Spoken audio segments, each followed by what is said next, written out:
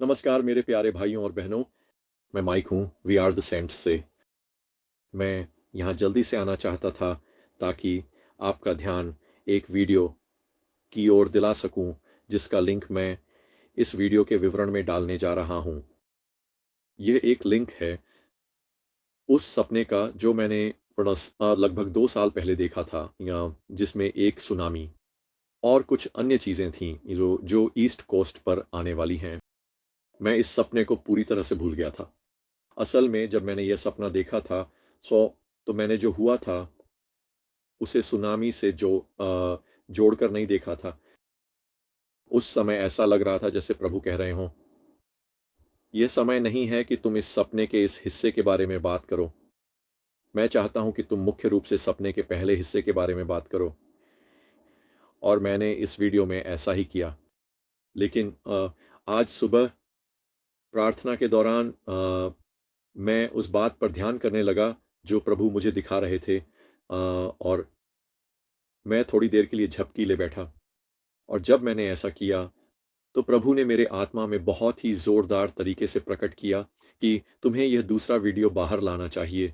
और मुझे याद है कि उस समय मैंने अपने आप से सोचा, अरे, इसका इस वीडियो का अभी जो कुछ भी हो रहा है उससे क्या लेना देना है।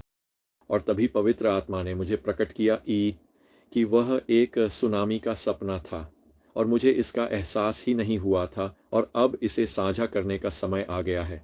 और मैं था, वाह। तो और मुझे सुनामी के बारे में, खासकर पूर्वी तट पर आने वाली सुनामी के बारे में लगातार अद्भुत पुष्टियां मिल रही हैं। विशाल लहरें जो शहरों को अपने कब्जे में ले रही हैं। और मैं लगातार प्रार्थना कर रहा हूं कि नुकसान कम हो, और मैं प्रार्थना कर रहा हूं कि जान माल की हानि ना हो, कि शायद इसे कुछ समय के लिए टाला जा सके या फिर इसे कम किया जा सके ताकि यह इतना भयानक ना हो। खैर, उस बारे में चाहे जो भी हो, मैं आपको बताने आया हूं कि यह सपना एक सुनामी का सपना था। कृपया इसे देखें। इस सपने में और भी चीजें हैं जिनके बारे में शायद आप मुझसे बात करना चाहें, तो मैं अपना ईमेल विवरण में छोड़ दूंगा, और अगर आप मुझसे इस बारे में बात करना चाहें। लेकिन और मैं इस सपने के बारे में आप जो भी बात करना चाहें उस पर चर्चा करने के लिए पूरी तरह तैयार हूं। लेकिन यह निश्चित रूप से एक सुनामी का सपना था।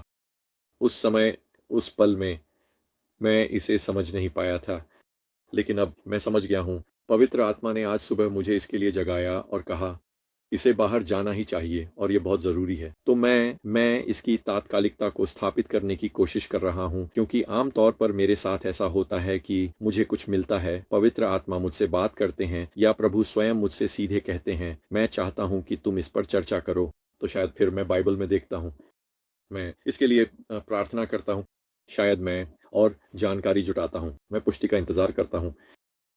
और मैं ऐसा इसलिए करता हूँ क्योंकि मैं टाल मटोल करता हूँ, और इसलिए अगर मेरे लिए किसी विषय पर बात करना वाकई मुश्किल होता है तो मैं उसे टालने की कोशिश करता हूँ।